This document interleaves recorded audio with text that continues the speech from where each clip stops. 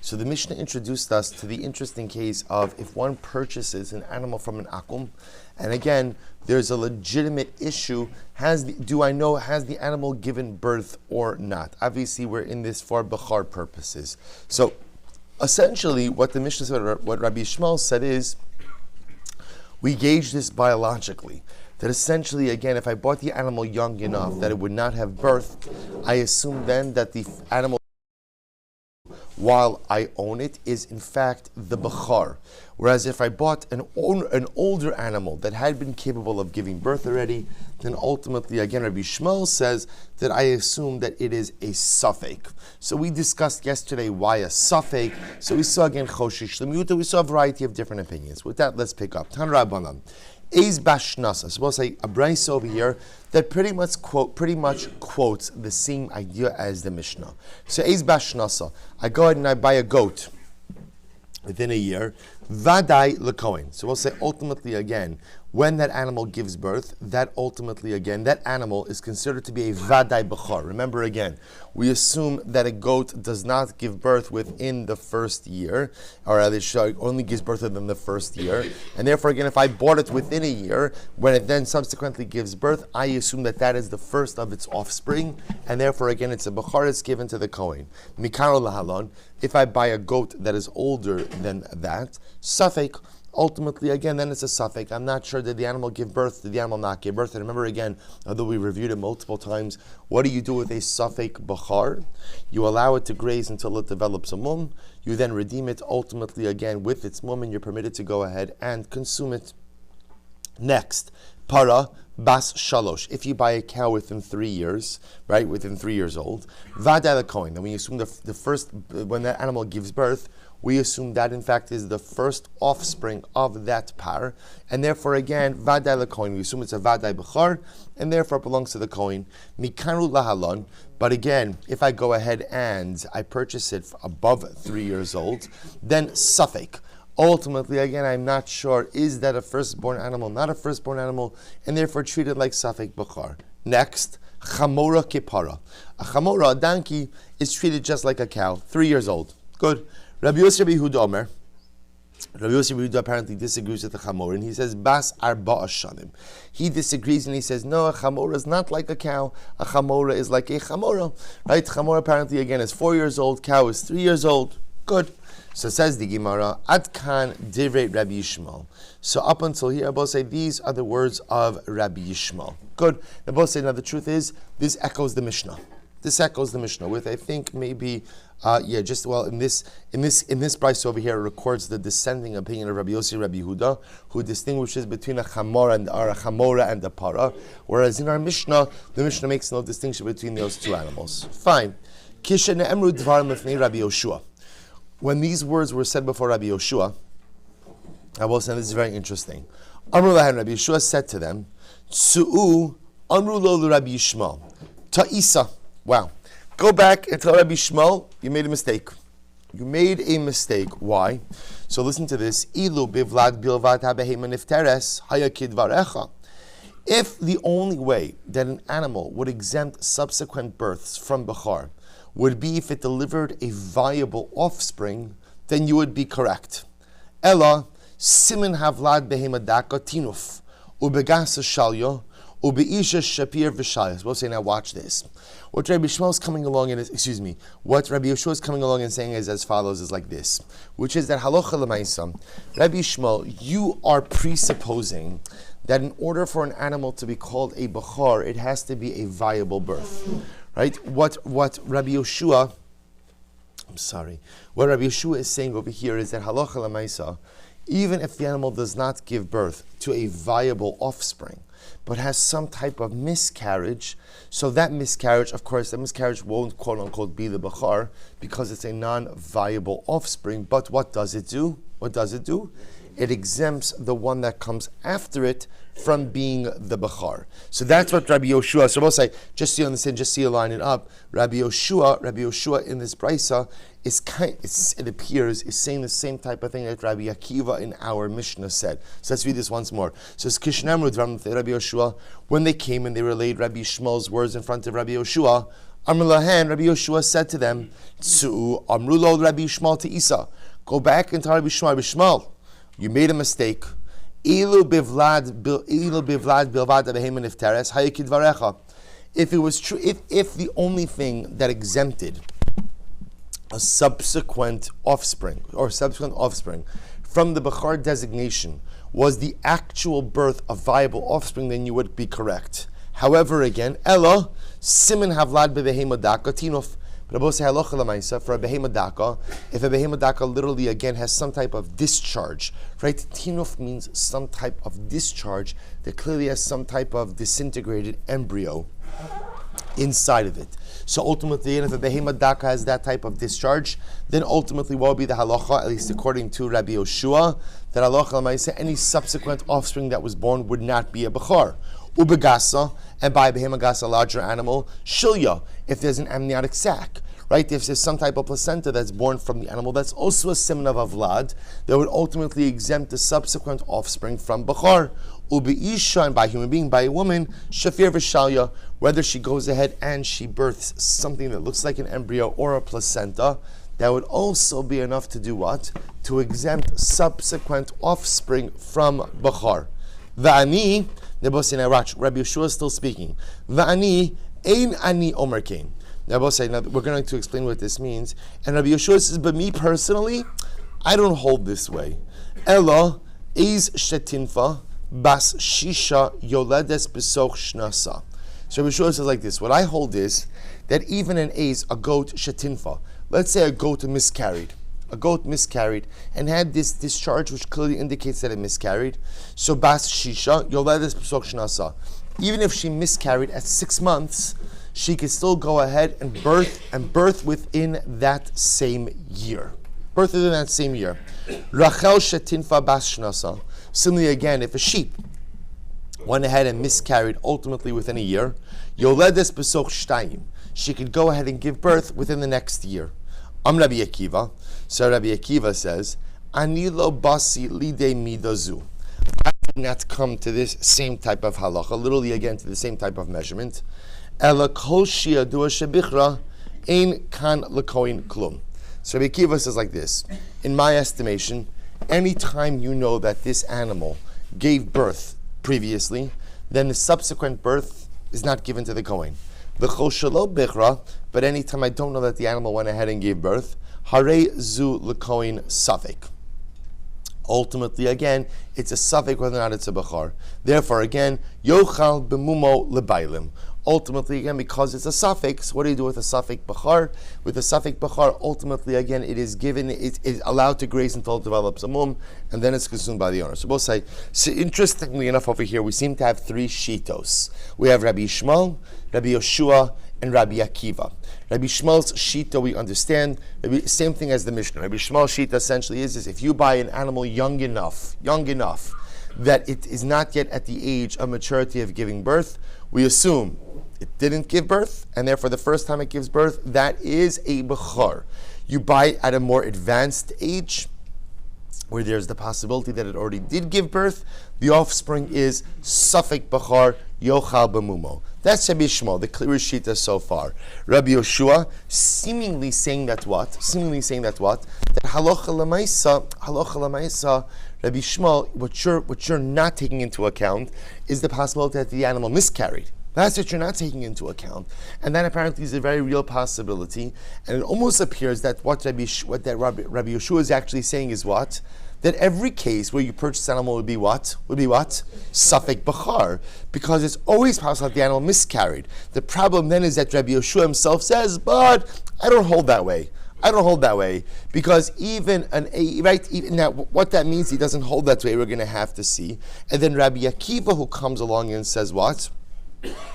Rabbi Akiva seems to say that halacha l'maisa, if you know for sure that it gave birth, then the subsequent animal is not a bechar. But if you don't know that it gave birth, then it's a suffix. Okay, so now we have to clarify all of this. B'mai kamiflagi, right? B'mai kamiflagi Rabbi Yishmael, Rabbi Yoshua. So we'll say first point of analysis over here is what is the machlokes Rabbi Yishmael and Rabbi Yoshua? What are they arguing about? To which the Gemara says, Seems to be pretty straightforward. So the Gemara says, Lema betinov poter kamiflagi. It appears that what they're actually arguing about, we'll say, is the impact of a miscarriage on subsequent births. If an animal miscarries, what is the status of that miscarriage on subsequent animals which are born? Rabbi Shmuel holds tinov in a poter. Rabbi Shmuel says that a miscarriage does not impact the Bechor status of the subsequent viable offspring. So we don't look at a miscarriage as a petarechem. We don't look at a miscarriage ultimately as an initial birth. And therefore, Allah Chalamayis, if the animal miscarries and subsequently births viable living offspring, assuming it's a male, that viable male living offspring will be the Bechor. Fine. Rabbi Yeshua holds tinov poter. And Rabbi Yeshua says no, that ultimately, again, a miscarriage does have the ability to be petarechem, and because it's petarechem, ultimately it exempts the subsequent birth from being the Bechor. To which the Gemara says, well, one second, let's analyze this. To which the Gemara says, no. Let's analyze this. If we know for sure that an animal miscarried, everyone agrees that what? That a subsequent birth is not a Bechor. Let's put that on the record. Everyone agrees that if you see your animal miscarry, halacha l'maaseh, everyone agrees that you cannot call the subsequent birth a petarechem because the animal birthed something. Granted, it wasn't a viable offspring, but it birthed something. Therefore, subsequent animal is not a petarechem, and therefore halacha l'maaseh, not a bechar. So what's the shaila? To which the Gemara says, "V'acha b'choshishin l'tinav kamiflagi." Rabbi say, here's the machlokes, Rabbi Shmuel and Rabbi Yoshua. Are we choshesh for a miscarriage? Or does Rabbi say, what level of assumption do we make regarding animals? Rabbi Shmuel savar in choshesh in Latinov. Rabbi Shmuel says, we have no reason to assume that an animal miscarried. There's no reason to have that kind of chashash. Therefore, again, Rabbi say, halacha l'maisa, what Rabbi Shmuel says is like this. If the animal is young and did not birth, we have no reason to assume it miscarried. Therefore, when it gives birth, when it gives birth, we assume that animal is the Bechor. Rabbi Yeshua savar choshesh and Latinov. Rabbi Yeshua holds that no, we are choshesh that maybe there was a miscarriage. And therefore, Rabbi said, this is actually amazing. If you are choshesh that maybe there was a miscarriage, that essentially means in Rabbi Yeshua's model, essentially, you're going to be hard-pressed to what? To ever come up with a case of what? Of Bechor. Because this is actually quite amazing, because according to Rabbi Yeshua, the case of Bechor would have to be in your own flock, where I guess you're monitoring your animals. Rabbi Yeshua is Yechosh Latinov. To which the Gemara says, V'lo chayish. Is that true, that Rabbi Shmuel is not choshesh for a miscarriage? V'amar Rava says, Mechavarta Rabbi Shmuel Rabbi Meir Sirale. It would appear that Rabbi Shmuel holds like Rabbi Meir. We'll say, what's Rabbi Meir? This is Rabbi Meir from yesterday's daf. The chayish lemiyut, right? We'll say, ultimately, we saw before in yesterday's Gemara that Rabbi Shmuel holds like Rabbi Meir. Rabbi Meir is choshesh lemiuta, right? Rabbi Meir ultimately, again, is always concerned for the miyut. Then I both say, if Rabbi Shmuel holds like Rabbi Meir is choshesh for the miyut, then what? Then what should he be choshesh for? A miscarriage, right? Because there's no question that ultimately, again, a miyut of animals miscarry. To which the Gemara says, Ki chayesh l'chumra. When is actually very interesting? When is Rabbi Yishmael choshesh l'miyut? Rabbi say, only when it creates a chumra. L'kula lo chayesh. Ultimately, again, he's not choshesh for the miyut when it creates a kula. Rabbi say, in this case over here, being choshesh for the miyut would create a kula. Why? Because if you're choshesh for the miyut of animals which miscarry, then I will say what happens? Subsequent animals not a bechor. Saying that the animal is not a bechor, I will say is a kula. Therefore, again, the Gemara is suggesting even if Rabbi Shmuel holds that we're choshesh l'miyut, that's only when the miyut creates a chumrah. But if the miyut creates a kula, like it would in this case, we would not be choshesh l'miyuta. The other possibility is bein l'kula, bein l'chumrah, chayish. Maybe Rabbi Shmuel ultimately again is choshesh for the miyut, whether like Rabbi Meir, whether the miyut creates a chumrah or a kula.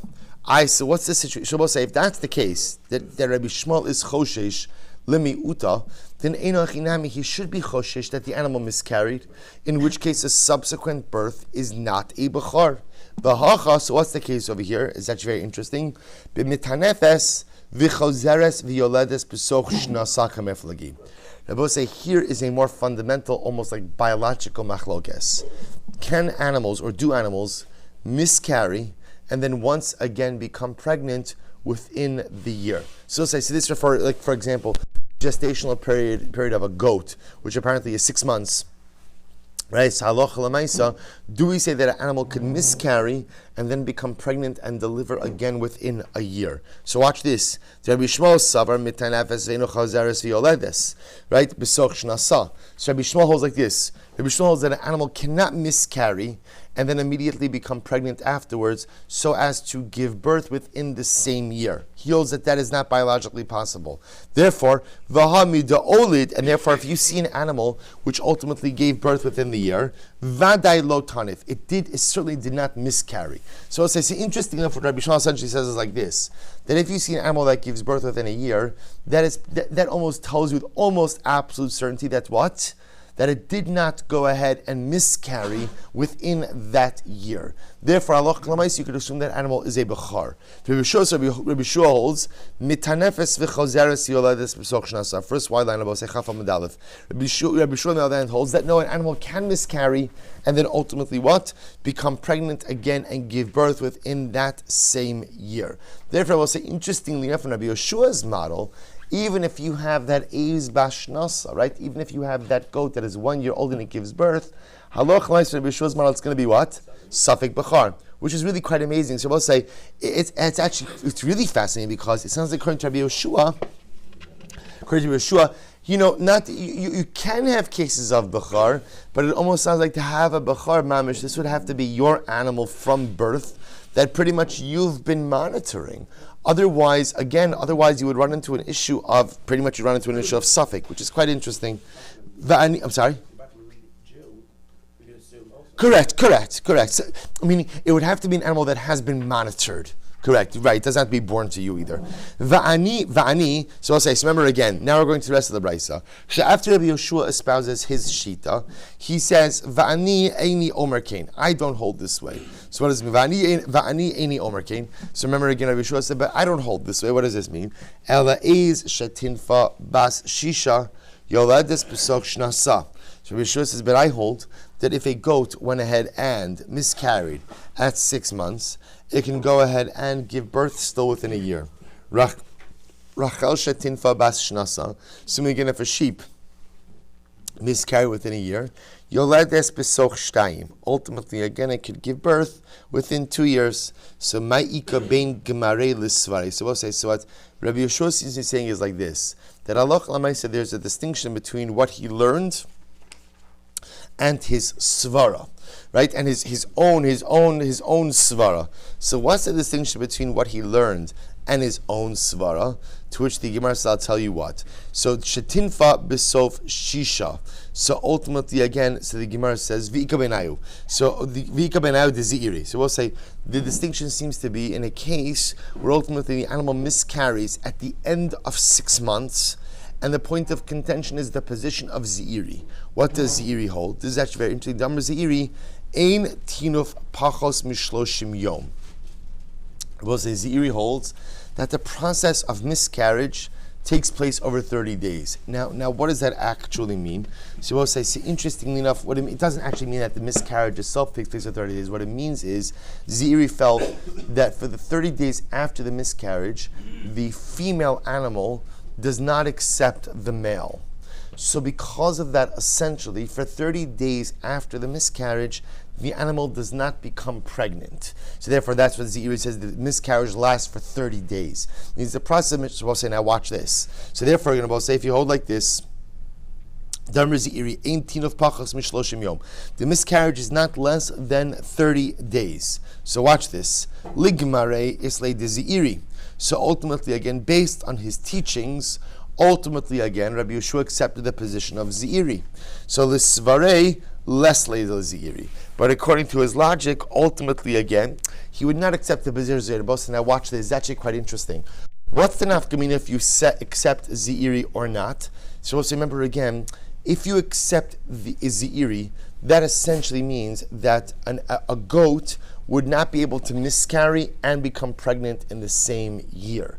Because we'll say, let's say a goat were to miscarry at 6 months, and then were to go ahead and become pregnant again. According to Zeiri, it doesn't become pregnant for that next month, which then means by the time it would deliver, that would be year number 2. However, again, if you don't hold of Zeiri, then it is possible ultimately, again, for the goat to miscarry and to ultimately give birth to viable offspring even within the same year. V'bay sema. The other possibility is the kuli alma islo de Zeiri.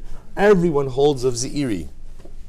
V'hacha bioledes lemikutan kamif. Again, I will say here the machlokes ultimately is that what? That halacha lemaisa, does an animal give birth lemikutan? I will say mikutan means at intervals, meaning is it normal for animals to give birth early?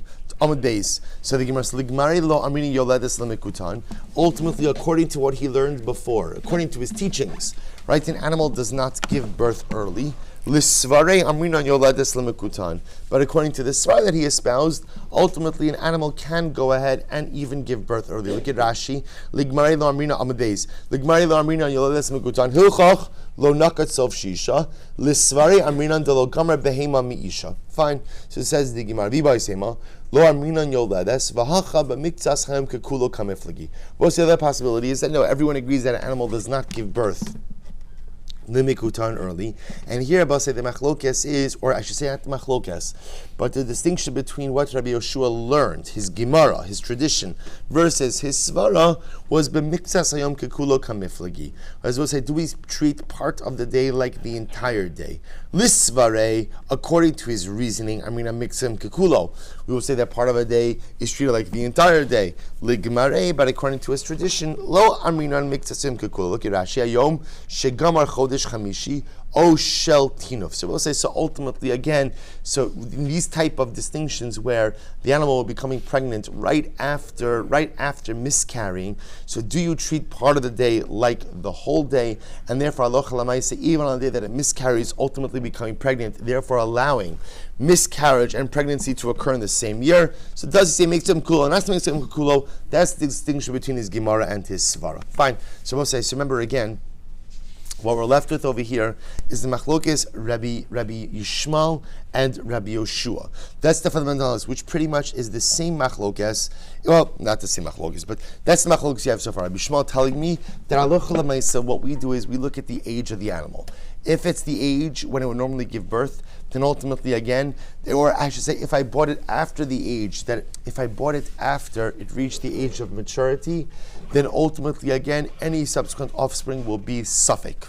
But if I bought it early enough, that it's young enough, that presumably it did not give birth, I'm not choshesh that it gave birth, that it didn't give birth, but rather, I'm not choshesh that it gave birth, and therefore the animal that it gives birth to first ultimately will be a bechor. Rabbi Yoshua Bosai seems to not hold that way, and Rabbi Yoshua pretty much holds that halacha lamaisa, these situations will be suffix. What also comes out of here, Bosai, it seems to be fundamentally that Rabbi Yoshua is of the concern that maybe the animal miscarried. And since everyone agrees that miscarriage ultimately exempts subsequent birth from bechor, really it sounds like the fundamental point of contention here is, are we choshesh for miscarriage or not? Rabbi Shmuel is saying no, Rabbi Yeshua is saying yes. Rabbi Akiva comes along, Am Rabbi Akiva, Ani lo basi lide midazu. So also remember again, in the Braisa, Rabbi Akiva came along and he said as follows. He said, I'm not getting into this whole discussion. Rather what he says is as follows. Ella, kol shi'adua shebichra, ein kan lekoin klom. Just reading from the Braisa. Rabbi Akiva says, anytime we know that the animal delivered a bechar, any subsequent birth is not shaykh to the kohen. V'chol shelo bichra, but any animal ultimately, again, that has not given birth, hare zula kohen suffix. If the animal has not given birth, then what? Any subsequent birth will be a suffix. Yochal b'mumo l'bailim, and therefore could be eaten as a result of its mum. So now we're going to see what Rabbi Akiva is talking about.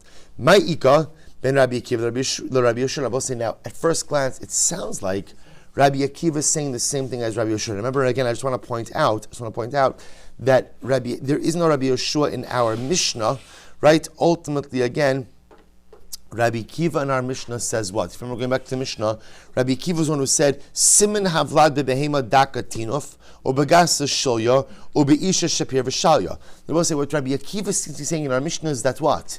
even if you don't know the animal has given birth, we have to be choshesh for what? A miscarriage. Which sounds like Rabbi Akiva saying the same thing as Rabbi Yoshua. That halacha l'maisa, you have to assume the animal miscarried, and therefore you have to assume, you have to be choshesh that maybe the animal miscarried, and therefore any subsequent birth will be a suffix bechor at most. At most. So ask the Gemara, what's the distinction? Ma'ika bein Rabbi Akiva, the Rabbi Yoshua. So here we go. Rabbi Chanina Misura. This is actually fascinating. Chalav poter ika bener. But say, watch this. If the animal has milk, what if the animal has the ability to nurse? Does lactation, right? Does the ability to nurse automatically show that the animal has given birth or not? This is actually amazing. Rabbi Akiva Savar, chalav poter. Rabbi Akiva says, if you see an animal that can nurse, right, that is lactating, that is an indication that what? It has given birth. It has given birth. Watch this, Rabbi. Now, I want to point out, here's an interesting fact, right? There are some animals that develop the ability to lactate even if they have not given birth. Keep that in your back pocket. You never know when you're going to use that, right? So ultimately, again, that is an anatomical reality. So we'll say, now watch this. Watch this. Rabbi Akiva Savar Chalav Poter. Rabbi Akiva says if the animal has milk, then ultimately, again, subsequent offspring are potter from Bechar. Why? Because Rabbi Akiva holds, Halach acharov behemos. We follow the rov. The rov behemos ein chovos, ela im kein yoldos. And the majority of animals do not develop the ability to nurse unless, of course, what? They have given birth. Now, I will say, now remember again, if Rabbi Akiva says that the majority of animals only have the ability to nurse if they've given birth, so implicit in that statement is what? Is that there's a miyut of animals who can nurse even if what? They do not give birth. But again, Rabbi Akiva is going to say, we go after the rov. We go after the rov. That's what rov means.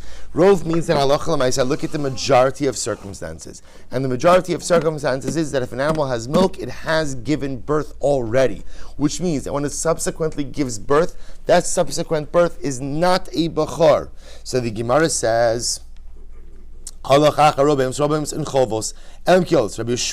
watch this, Rabbi Yeshua says, this is amazing. Ha'ika miut dechovos, afa pi she'en yoldos. Rabbi Yeshua says, okay, but there's a miut. What's the miut? The miut is, right, there's a minority of animals that develop the ability to nurse, even though what? They have not given birth. So we'll say, so fundamental machlokes between Rabbi Yeshua and Rabbi Akiva is whether or not lactation is indicative of birth. Rabbi Akiva says, absolutely yes, we go after the rov. Rabbi Yeshua says, maybe not. There is a miyut. And because there's a miyut, ultimately, again, you can't ignore the miyut. Says the Gemara, here we go. Umi chayesh Rabbi Yeshua l'miyut. Is Rabbi Yeshua really choshesh for the miyut, right? Is he really choshesh for the minority? Now watch this. This is actually amazing. We learned, Haisala chamos. Supposed to say, now watch this. Look at Rashi for just a moment. Haisala chamos. Here we go. Amazing case. Isha shalcha uba'ala limidinesa. Supposed to listen to this. A woman is married, right? A woman is married. She goes with her husband. Overseas. And what happens? Umes baila below banim. And ultimately her husband dies, Nebuch, and they don't have children. Right? V'ach ein lo. And again, at the time they left the mishpacha, her husband did not have a brother. V'yesh la chamos bimkoma sheyatsa misham. But she has a mother-in-law. So we'll say, so again, man and woman are married, right? When the time they leave the husband's family, the husband has no brothers, right? They go overseas, husband dies overseas. But they did leave behind a mother-in-law and a father-in-law. So what happens? So we'll say, now what's the shaila? So the shaila over here is, does this woman have to be choshesh that what? That maybe since the time she left, her mother-in-law gave birth to a son. In which case what? She is subject to the obligation of yibum. Does she have to be choshesh for such a thing like that? So, if she had a mother-in-law overseas, what a beautiful case, right? A mother-in-law overseas, right? So, right? If you had a mother-in-law overseas, ina chosheshes. We'll say, ina chosheshes. Shamanolad ben lechameha v'hav yizekuka liyavam. So Rabbi say ultimately again, you don't have to be choshesh that the mother-in-law gave birth to a son since they left. You don't have to be choshesh for that. So I'll say, however, again, and I'll say, now this is very important. However, yotza milea chosheshas. Now this is amazing. What happens if when husband and wife went overseas, b'shah tova, the mother-in-law was expecting a baby? Now watch this. If when they went overseas, the mother-in-law was expecting a baby, then chosheshas. Then the now almana has to be chosheshas that what? That her mother-in-law gave birth to a boy, in which case, halacha l'maisa, this woman is now subject to yibum. Watch this. Watch this. Rabbi Yeshua says, no. In a chosheshas. Rabbi Yeshua says, she doesn't have to worry. Still, even in this case, where when they left overseas, the mother-in-law was pregnant, the now almana still doesn't have to be chosheshes for yibum. Why not? This is incredible. V'aminon, my time with Rabbi Yeshua. Why? Right. So why would Rabbi Yeshua hold that she's not chosheshes? Get ready for this. This is amazing. Kasavar. Here we go. Kasavar rov mu'ubaros yoldos umiut mapilos. So we'll say number one, the majority of women who are pregnant give birth, and a minority miscarry. That's number one, right? Rov tells you that the majority of women give birth to healthy, viable babies, a minority miscarry. Watch this. V'chala yoldos, and in that population who give birth, mechtzas charem u'mechtzas nekevas. We assume 50-50 chance, right? 50% give birth to boys, 50% give birth to girls. Watch this. Samuch miuta de mapilos. So we'll say, take the miut of women, take that miut that says women miscarry, l'mechtzas de nekevas, and combine that with what? The 50% chance that what? That it's a girl. V'havilu scharim lemiuta. And I will say, if you combine the miut of women who miscarry with the 50% chance ultimately again that it's a female, and you combine that against what? Against what? Against the rov who deliver and the 50% that it's a boy, then what happens? Havu zecharim miuta. We'll say essentially what you do is you erode the possibilities ultimately that what? That the offspring was a zachar. And therefore again, ulemiuta lo chayshinon. And therefore when you put this all together, it's only a miut possibility that she gave birth to a boy, and you're not choshesh for the miut. Now we'll say, first of all, this is an incredible case. So we'll say, so just by the Yibum case, number one, if the mother-in-law wasn't pregnant at the time that they left, everyone agrees that what? No chashash for Yibum. But even if the mother-in-law was pregnant, Rabbi say, so apparently again, you have a machlokes, right? Rabbi Yeshua says, so first opinion says, Tanakama says chosheshes. Rabbi Yeshua holds not chosheshes. Why? Because essentially what Rabbi Yeshua does through a series of halachic steps, it shows even if she was pregnant, it's only a miut possibility that she had a boy. Only a miut. How is it a miut? Because number one, you have a miut that says that she miscarried. There's only a 50% chance that she gave birth to a boy. Put the 50% chance of nekeva together with the miut to miscarry, and you erode the possibility of a zachar, which halachically only yields the possibility that maybe there's a miut possibility that there's a boy, and therefore only a miut possibility that she's subject to yibum. That miut possibility does not preclude her from ultimately remarrying overseas without worrying about that there is now a younger brother or a surviving brother with her to deal. So I say, what do you see from here? That Rabbi Yoshua is not choshesh for the miut. They're both saying, now why is that problematic for us? Because what did we just say before? We just said before that halacha l'mais, we're trying to figure out what is at the root of the machlokes in Rabbi Yoshua and Rabbi Akiva. So what I wanted to suggest was the following. What's that root? What's at the core of the machlokes over here? Is a lactating animal. Right? What is the status of lactating animal? So Rabbi Akiva will say that if the animal is nursing, then what does that indicate? That it gave birth. And Rabbi Yoshua says, no, not necessarily. Why? Because there's a miut of animals that develop the ability to nurse, even though what? They have not given birth. Because Rabbi Yeshua is choshesh for the miut. What have we just shown over here? That Rabbi Yeshua is not choshesh for the miut. So which one is it, right? You just tell me Rabbi Yeshua is choshesh for the miut. And therefore, again, even if an animal is lactating, he's choshesh ultimately again that maybe this is one of those animals that develops the possibility of lactating even without giving birth. Yet here we see that Rabbi Yeshua holds that what? That Allah chalamais, we're not choshesh for the miut. Elo efoch. Rather says the Gemara, you're right, switch the shitos around. V'atanya Rabosai, again we have a brayso that supports this change.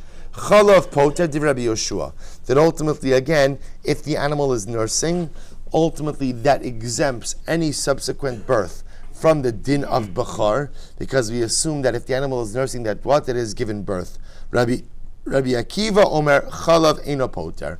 And Rabbi saying this model over here, Rabbi Akiva says that ultimately, again, the presence of milk does not go ahead and what? Does not go ahead and exempt the animal from subsequent births from Bechor, because ultimately there is the miut possibility that the animal developed the ability to nurse without giving birth. So both say, so what we did in this price is we switched around the shitos. That Rabbi Yeshua is not choshesh lemiut. He's not choshesh for miut by yibum, and he's not choshesh for miut ultimately again in the case of nursing either. And then Rabbi Yeshua holds that if the animal is lactating, that indicates that what? That Allah Chalabai has in fact given birth, and therefore any subsequent offspring will be parted from Bechor. Rabbi Akiva apparently is the opinion who holds that we're choshesh for miut, and therefore Allah Chalabai, even if the animal is lactating, it's possible that's a result ultimately of something else other than giving birth, and therefore subsequent animals could still be a Bechor. Beautiful. Says the Gemara. Tan Rabbanan. So we'll say, so first of all, how do we pass? This is actually a very important case, because this is mamish like a very real mitzias. I don't mean the Yibum case. I mean the lactating animal case is a very real mitzias. Why? Because so we'll say the way the Shulchan Aruch paskins is, if the animal is nursing, we take that as an indication of birth.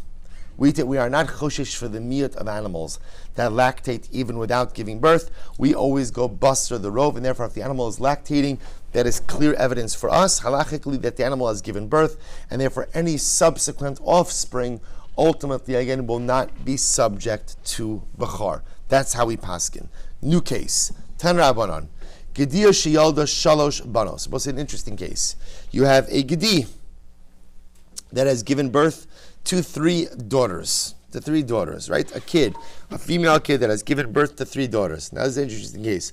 V'chol banos yaldu shalosh, and each of the three daughters, Kenai Nahara, had their own three children.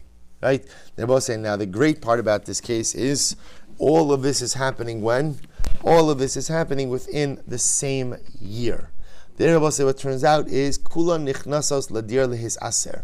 We'll say all of them could be part of the same cohort for meiser behema purposes. So we'll say the point of this case over here is, remember again, when do you have meiser behema? When you have a group of 10 animals, right? Anytime you have 10 animals. So the Gemara is suggesting over here is you could have a cohort from the same mishpacha. Right, the mother gives birth to three daughters. The three daughters each give birth to their own three daughters, and therefore, alocha lemaisa, you ultimately have meiser behema from the same family, all of the mishpacha, the same cohort of animals.